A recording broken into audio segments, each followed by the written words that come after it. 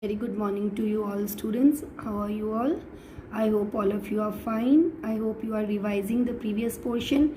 Please revise whatever is taught to you, and if you have any doubt, please clarify your doubts also. So today we will start new topic, transportation under life processes. Open page number 105. Okay, so I would like to tell you few basic things, students. Please pay attention, it is very easy. Now, we all know that except for few unicellular organisms, all the higher organisms are multicellular, means made up of many cells or more than one cells. They have millions of cells in their body, and all the cells need oxygen, water and food for their survival. They also need to remove the waste out of their body. So there is a need of some mechanism. There should be some mechanism or some process which transports the material from the part of the body where they are formed to other parts of the body where they are needed, and to the parts from where they are thrown out of the body. Okay, so how they will be, how the because so many harmful substances are prepared, made or are formed in the body, and they need to be eliminated. So there should be some process which eliminates all those harmful processes, and there are so important materials which is needed by the cells like oxygen, food. So there should be some system, mechanism which transport these important substances or useful substances to the cell. Okay, now in human beings, this mechanism of transportation means to remove the harmful substances and to transport the useful substances to the cells. Okay, so this mechanism of transportation is carried out by circulatory system. Understood? It is carried out by which systems? Circulatory system. I hope it is clear to everyone. So now please see this flow chart to have better understanding, students. I hope you can see this flow chart. Wait, just see this one. All of you can see properly. Now if you can see properly, then students just see, this is circulatory system. What is circulatory system? It helps in the transportation of substances from the cell. It helps in the transportation of harmful substances from the cell. Okay, or it is, and the useful substances to the cell. Now circulatory system, it is of two types: blood vascular system and lymphatic system. In blood vascular system, actually it is the blood which carries the important substances to the cells and which removes the harmful substances from the cells. So blood is the medium of transportation of substances. Okay, in lymphatic system there is a fluid, tissue fluid. Okay, about this we will discuss later on. Now blood vascular system consists of three things: blood, blood vessels and heart.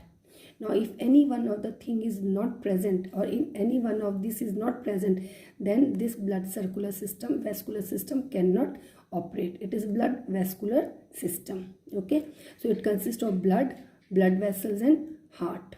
Now blood consists of two things, that is plasma, which is the watery part, and blood corpuscles, means cells, means blood cells. Blood cells are of three types, that is red blood cells, white blood cells and platelets. Understood? So blood vascular system, blood has two parts. The watery part is called as the plasma, and it has cellular part, and there are three types of cells. Blood vessels, blood flows in tubes which are called as blood vessels. Now these tubes are of three types: arteries, veins and capillaries. Arteries carries the oxygenated blood and they have thick walls. Veins carries deoxygenated blood, it has thin walls. And capillaries, they combine arteries and veins, they join arteries and veins, and these capillaries are highly thin wall very small or fine tubes, okay, and generally it helps in the exchange of gases. So blood vessels, and then we have heart is also called as the pump of the body. Okay, now let us continue. I will discuss with you one by one. Now, what is blood vascular system? What do you understand by blood vascular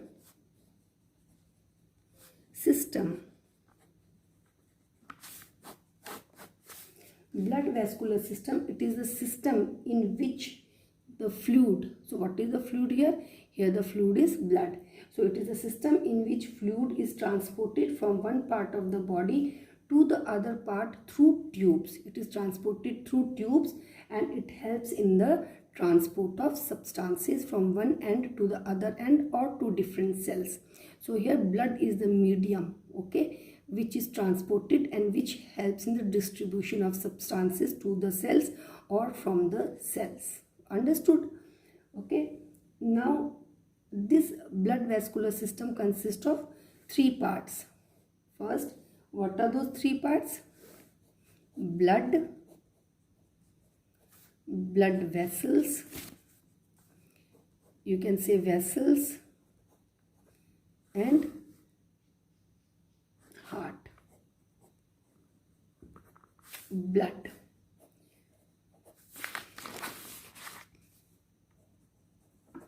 This blood consists of two parts. One is plasma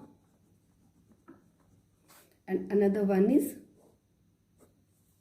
cells, which are also called as blood corpuscles. This plasma is the watery part of the blood or the fluid part of the blood. You must have seen when you get injured, after some times you see that the blood dries, and when blood dries, do you see any watery part or fluid part? That is actually the plasma. Okay, and plasma, it carries carbon dioxide, it carries waste material, nitrogenous wastes like urea, urine. Okay, so it in a dissolved form. Okay, now these cells are again of three types, that is red blood cells, RBCs. Red blood cells, I will not tell you in detail, it's not needed also. Red blood cells are what? These red blood cells, they contain a pigment which is called as hemoglobin. What is the name of the pigment? Hemoglobin. It is called as the respiratory pigment, and the color of the blood red is due to the presence of red blood cells. As these red blood cells, they have a pigment called as hemoglobin. So hemoglobin gives red color to the red blood cells, and due to which the color of the blood is red. Hemoglobin is the respiratory pigment because it has got great affinity towards oxygen. So oxygen, it combines with hemoglobin and it forms the substance oxyhemoglobin. Okay. Now then another one is WBCs, white blood cells. This white blood cells, it protects the body from foreign material. Okay, if any bacteria or if any foreign material enters, then they kill that. Okay, or protects your body from foreign agents. Then third type of cells are platelets. Platelets are the cells which helps in the clotting of the blood. Students, these WBCs, they can move like you can say amoeba. Okay, so they can move like that also. Okay, and the number of WBCs is more than RBCs. Okay, now platelets, it helps in the clotting of blood. So you must have observed that when you get hurt, not much, slightly when you get hurt, blood flows, and after some time automatically it stops, and when you see that your wound, you see that the blood is dried.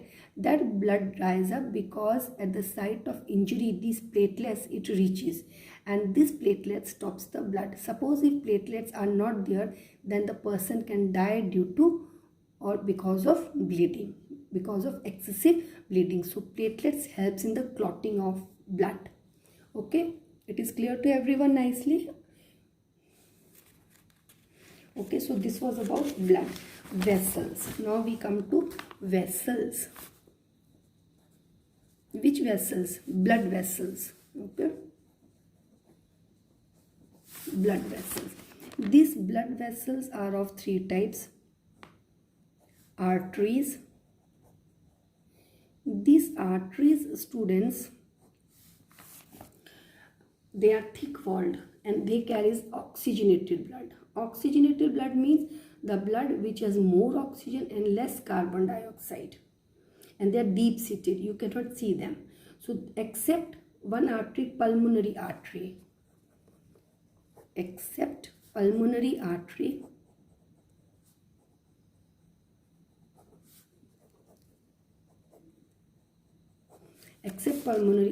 arteries carries oxygenated blood and it gives red color to, or sorry, it is they are red in color.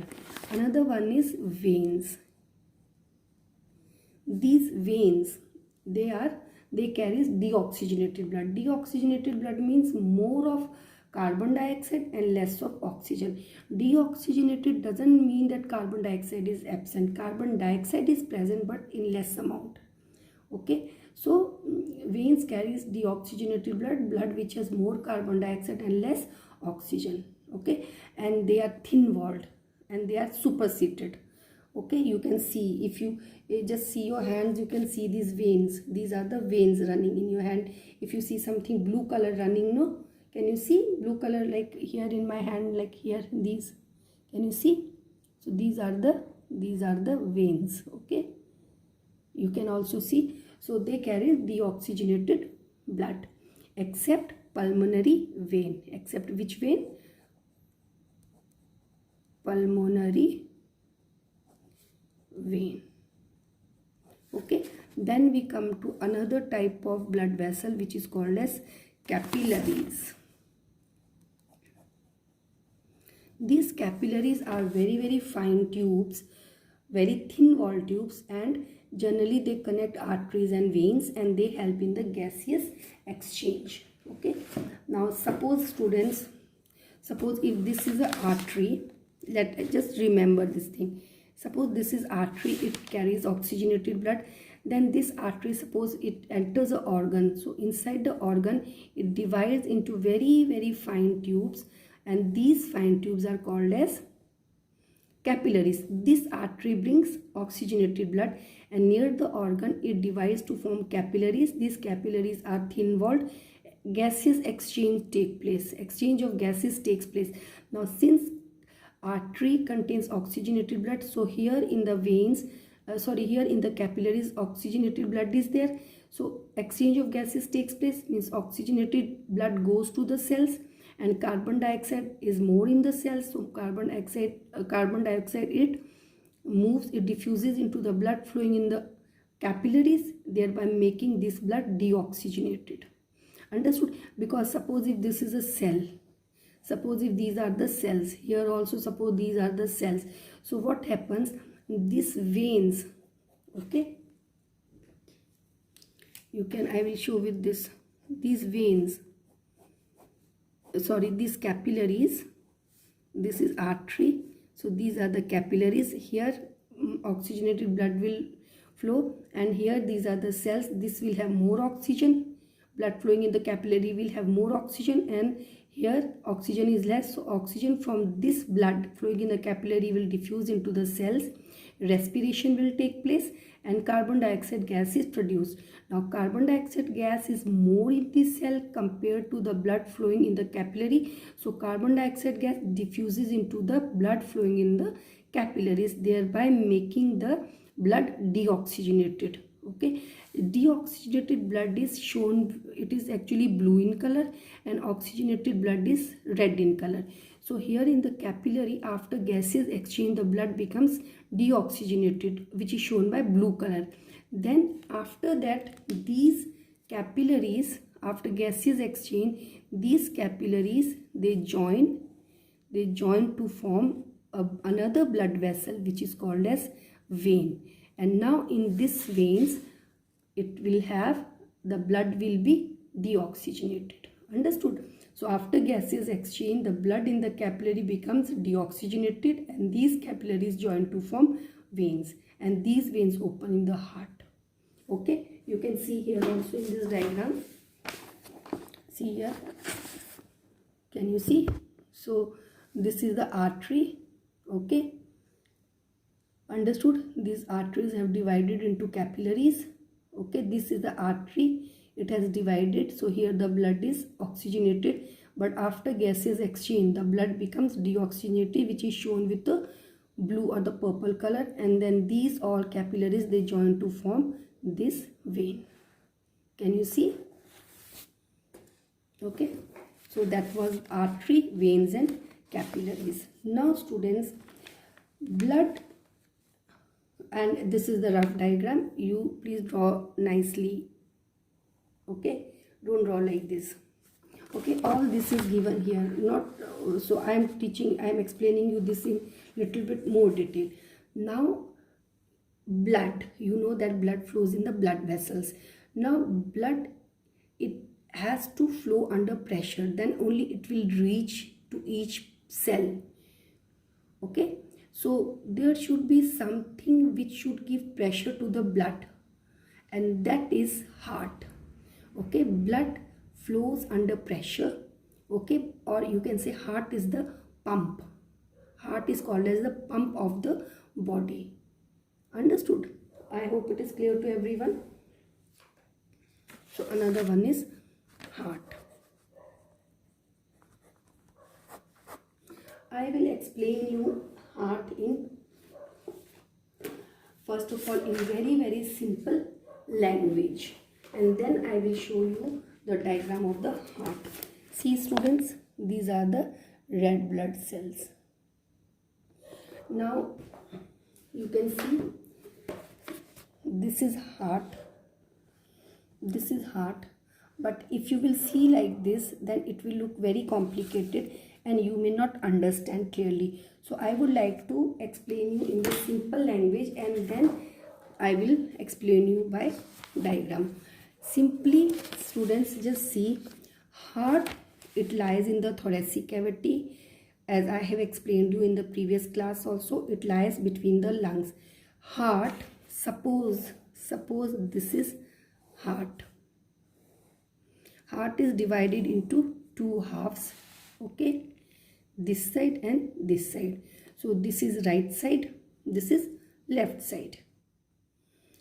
Right side of the heart contains deoxygenated blood. This is right side, this is left side.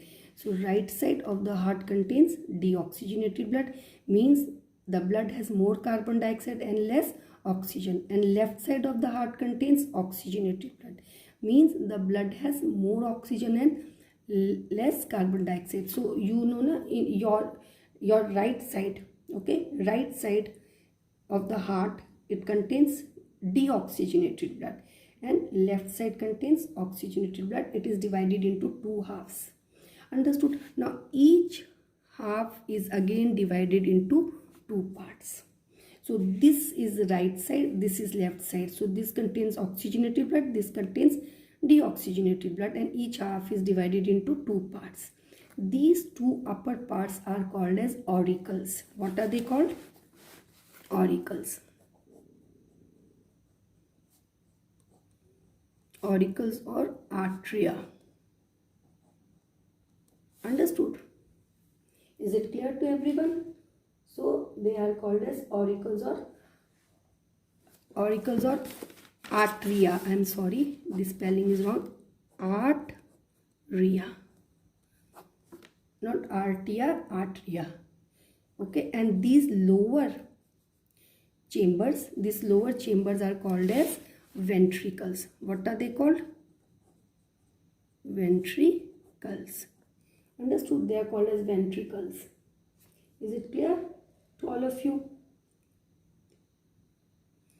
Now, so can I call it as right auricle, left auricle, right ventricle, left ventricle? Understood? I hope it is clear to everyone. Okay, so this is oxygenated, this side deoxygenated. Okay, so rest we will do in next class, and in next class I would like to, maybe next week I will try to finish this chapter. Okay students, thank you students, have a nice day.